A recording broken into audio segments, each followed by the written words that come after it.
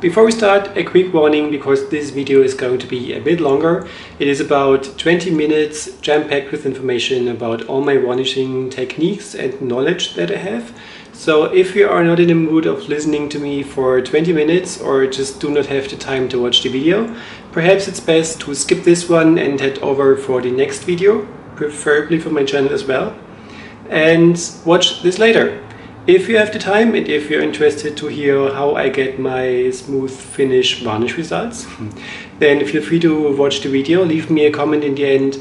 So enjoy the video and until later. Bye!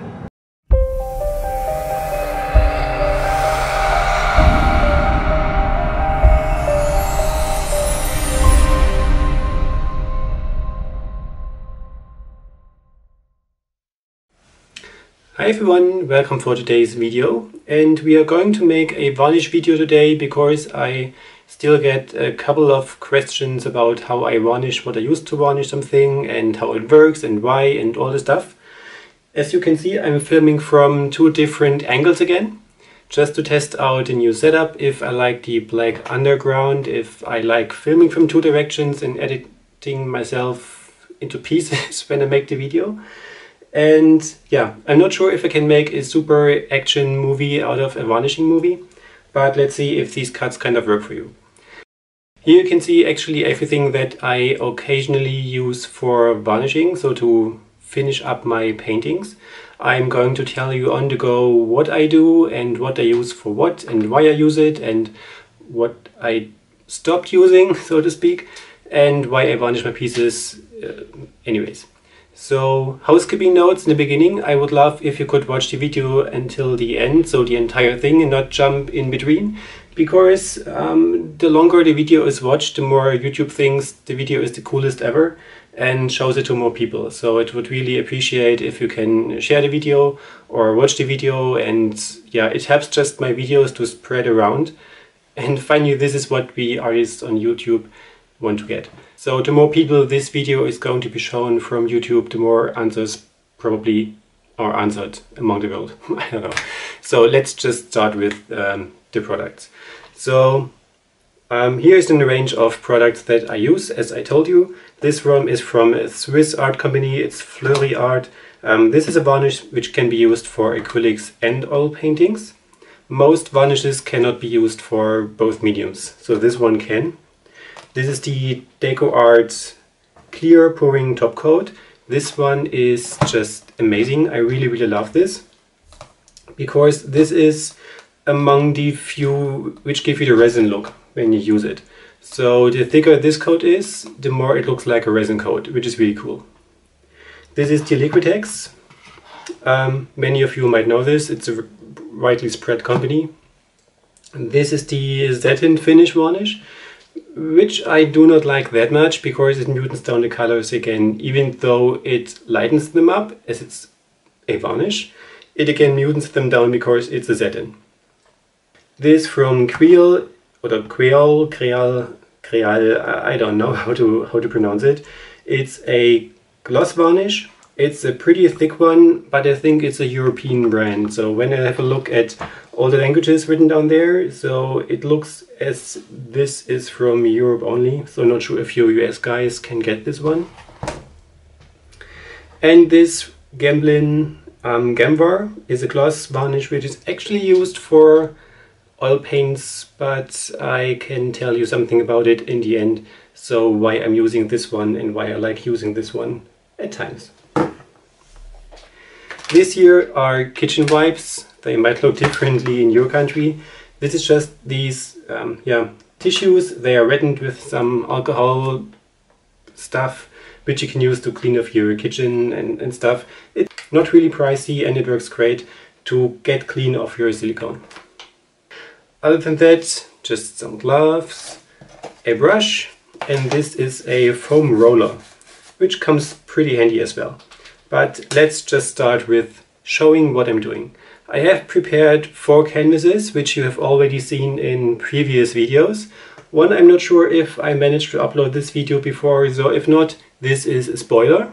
So if you see the end result before, you probably have seen the video. Not sure yet when I'm going to upload this. So let's start with this one. You might have seen it already in another video. It was one of the steps to hell paintings. And let's start off with the Fleury Art varnish, which is thicker when you buy it. I mixed about 1/4 water into it to make it thinner because it was really thick. So I thinned it down to make it work better for me. But when you thin down your varnishes, have a look first at the bottle if you can thin them down. And if you do so, I would recommend adding a couple more layers just to give the protective strength back to the product itself. So let's just begin. I normally don't measure anything. I just put the amount that I think I need on the artwork, and then let's go from there. For this, I like to use the foam roller. This gives you the advantage that you do not have any brush strokes in the end, and it's pretty easily done. So you just use the foam roller and apply it to every bit of the painting, of course. And what you're going to realize is that you are going to have a ton of air bubbles when you do this. But it's okay, they will disappear when this is drying.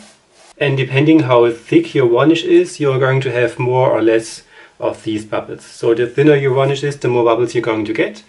And the more easy they are going to pop in the end as well. And while this layer is drying, and I might cheat using a hairdryer in a second, I'm going to give you some background details why to varnish in general. So when you have finished up your painting, you might be pretty happy about it because you want to keep it. If you do not want to keep it, there is no reason to varnish it after all. So the varnish itself will seal up your painting. It will bring back dark colors to life.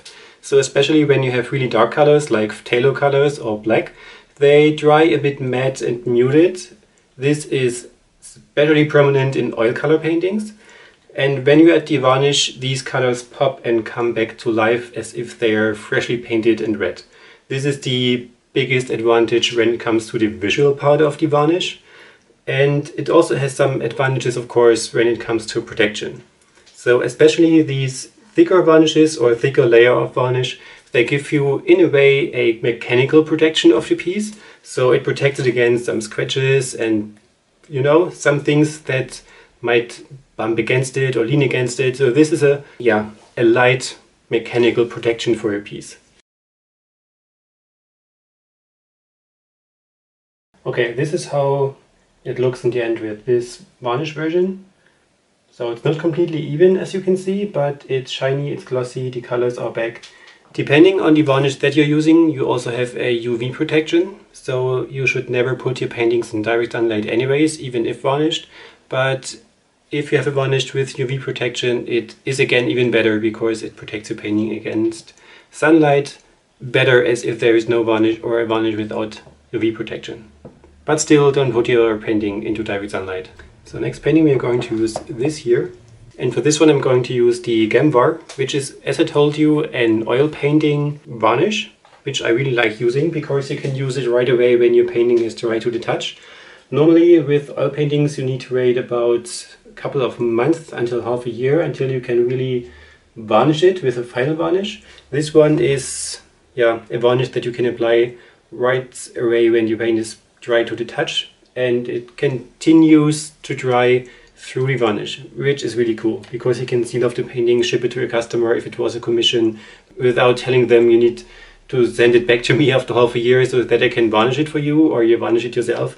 So this comes pretty handy. And this is pretty thin, it's like water. And the good thing is that you can really apply it perfectly and you will not have any brush strokes at all, which is something most of us artists do not want to have in our paintings. So this works pretty easy, uncomplicated. It's not a cheap thing, but it really lasts a long time. And you only need a very thin layer.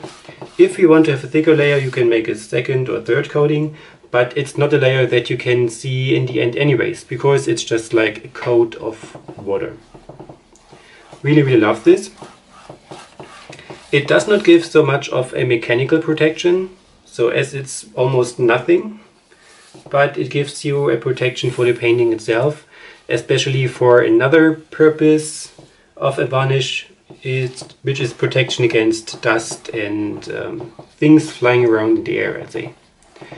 So imagine you have your painting hanging in your kitchen and you cook there and you sit there. There's dust and grease particles and all the stuff that you can find in the kitchen is flying around there and over time collecting on the surface of your painting.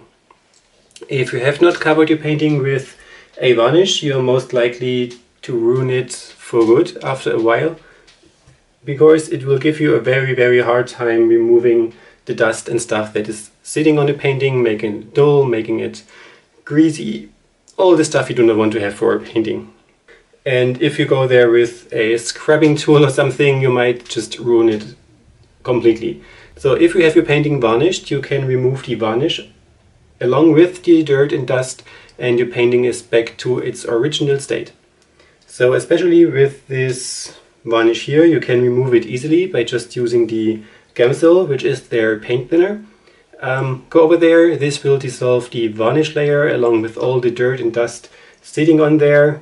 Your painting is back to its original state and then you can just let it dry. Use the varnish again and it's like a newly painted painting. But this varnish takes a bit longer to dry, so I will just put it away, put a box over it to have not something fall onto it in the end, like dust and stuff, and then this takes about, I don't know, depends on the temperature, an hour or so to dry, and you are good to go with this one. But something different with this varnish, you can see it's really shiny. It's completely even, but you can see the texture of the canvas through. So this is really a very thin layer. If the texture of the canvas is showing through in your painting, then you will see it in the end when it's varnished. So this is something you might want to keep in mind, but well, it only shows when you hold it against the sunlight. If you look at it from any other angle, you can just see how pretty the colors have come to life and how great it looks in general. So for the next one, let's play with this little one here. This dried really muted, so a really soft color palette. You might have seen the video already. If not, it's going to come the next days, I think. So this one is really pretty and muted. It's not as colorful and powerful as some of my paintings are when I use the dark blues, but I really liked it. So I will keep it and therefore I'm going to varnish it. Going to use the Liquitex for this one as this is muted anyways, so it doesn't hurt using the satin varnish. If you have a really bright and striking color palette, I would rather go for an ultra gloss one because this pops the colors even more. Another technique that I like using is just adding this stuff on the painting. This is pretty thin as well. It's quite a large amount, so depending on the technique that you're using, you might want to use less. But this time I'm using my fingers. So, and this is just spreading it around. Also make sure the sides are covered. Always make sure the sides are covered. And this is, well, pretty quickly done with this technique. And it's pretty easy and simple to use. You basically just use your fingers and spread everything around. And you want to have as much of the medium on there to have it pooled. Not like having a sitting pool of the product in the middle of the canvas if your canvas is not really stiff is the right word, I think. You wanted to have it pooled all over the entire piece. And when this dries and you have enough of the product on there, it will give you the resin look. But note, you will not have the resin look as much when you use the satin. Because tricky thing when you use the satin one and you have a thick coat of it, it will dry a bit milky, I'd say. So it's not crystal clear as the ultra gloss one, which is normal because it's the satin varnish. But it still dries completely even and gives you a gloss finish, refined look, I'd say. So it's not ultra gloss, it will muten down the colors a bit more as if there was only a very thin coat, but it will give you a cool look in the end because it should be even, I'd say. So I'm going to put this aside. I cannot use the hairdryer to make this dry quicker because if I did, this would crack. So we'll have the varnish rip itself apart like it would with regular paints. So I have to set this aside. So don't take too long to show you this in the right version. So I show you another piece that I did with the ultra gloss one. This video is already up for about a year or so, but you can see how shiny this is when I tilt it against the sunlight. And this was done with a thicker layer of the ultra gloss. So you can see it in my window reflection, and you can see how even and even it is. This is just the Liquitex varnish product in a thicker coat. This had to dry pretty long, so I think it was half of a day to dry completely, but it gives you the resin look. And if you like the look but don't want to use resin, you can use this technique just with your fingers and a pooled version of the product to give you this shiny even look. So next one, this was done with the color art pigments that Leslie has sent over to me, which I really love working with. It gives you a great shine and the flow was just perfectly, and I just want to make it pop even more when it comes to the look. And therefore I'm going to use the Deco Art Topcoat medium, which is among all of them leading top. Really love this. I cannot get it here in Germany. This one was sent over to me by one of my lovely followers, so thank you again, Cindy. She sent it over to me from the US. I wish this bottle would never go empty, but it unfortunately does. Same technique for this top coat. I use my hands again. When you read the instructions on there, it actually tells you to pour it onto your artwork in a thicker coat and tilting your artwork to let it run down, that you have an even coat and that all the drip-offs can drip off, which I hate doing because it wastes so much of the product. And this, I'm not sure how pricey it is in the US, but still, wasting too much of the product is heartbreaking for me. So I changed to make it with the hands as well, and it works really great. This is the thickest among all of these. It has a consistency of resin, I'd say. Somewhat close to it at least. As most varnishes, except for this one, it is a bit whitish, but it will dry clear, and this dries crystal clear. It also gives you the resin look. And yeah, just again, use your fingers, spread it around. You can see it's much thicker than the Liquitex was. At least I hope you can see it on camera.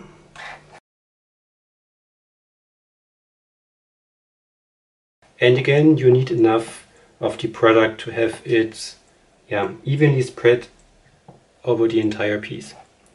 This stuff self-levels a bit, same as the Liquitex does.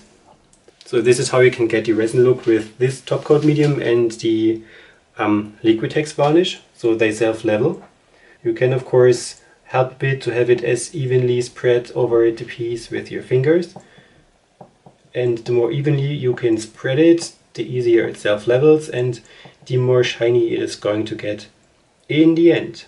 See some of the lines when I held it against the light, so where I went over with my fingers, but they should self-level in the end when this is completely dried.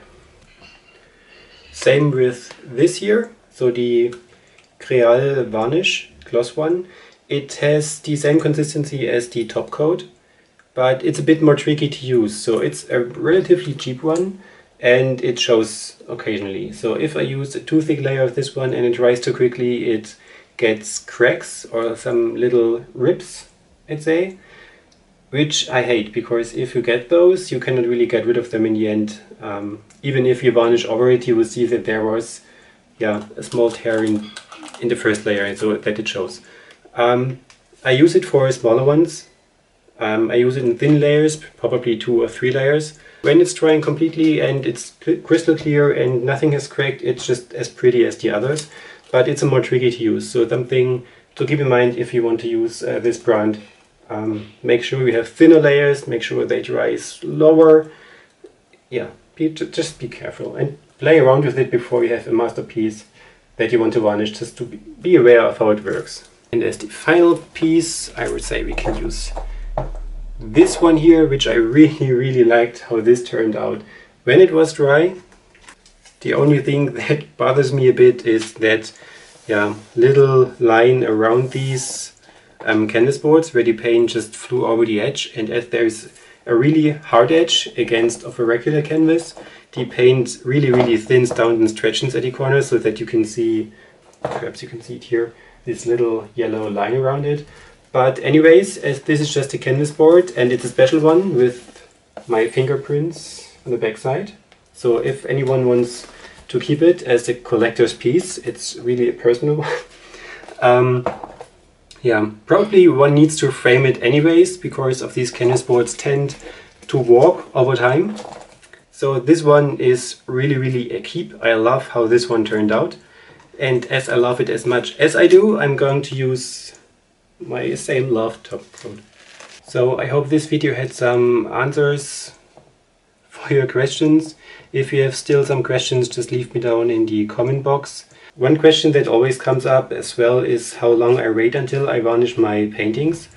And I get so many opinions over the internet which I really don't know where they come from. When it comes to oil painting, as I said before, it depends on what medium you use. So if you have a final varnish for your oil paintings and it's not the Gemvar, so you might need to wait a couple of months until everything is completely dried and oils take longer to dry. The varnish from Gemblin, so the Gemvar, can be applied as soon as your paint is dry to the touch. And yeah, when it comes to acrylic paintings, there are so many different opinions out there, which I really cannot get, I'd say. So when you ask me about my honest, sincere opinion, I only wait until everything is completely dry, and then I'm going to varnish it when I like the result. So if a painting is dry the next day, so completely dry, nothing red, nothing shiny, you know, completely bone dry, I am about to varnish it and put it aside until someone hopefully is going to buy it. So I often hear that people wait about weeks until they start varnishing their paintings, which I don't know why. And I must say I never had any issues with my paintings cracking or whatever. So far, after about a couple of years, everything did not change. All is perfectly even, nothing happened. So for me, this is my way to go. If you think you should wait for a couple of weeks, why not? If you do not want to risk it, it doesn't hurt waiting. But for me, I do varnish it when everything is completely dry. So, and as my final information for this entire series, I would say, when you add the varnish, it can happen that your dark paints are going to lighten up again. So especially the phthalo versions of my blue go back into the red foam look, so as if I freshly poured them, so much lighter. This will go back into dark when the varnish is dry. Just in case you are wondering if this happens to your paintings and you are worried that something had changed or some weird reactions or so. So this is nothing to worry about, everything will be back to normal when it's dry. Other than that, I really hope you liked the video, I hope you enjoyed watching, got some new input. Please make sure to share the video with as many people as you like. If you have some more input and versions of varnishing your paintings, let me know in the comments. Let me know what you think, how much did you like the paintings, have you tried any of these mediums before yourself, whatever you would like to text there. Would love to get in touch with you. So hope you had fun, click the thumbs up if you liked the video, subscribe if you haven't done so far, many videos are yet to come. And yeah, thank you for your time, thank you for watching, and other than that, I hope to see you in my next video. Have a great day, bye bye!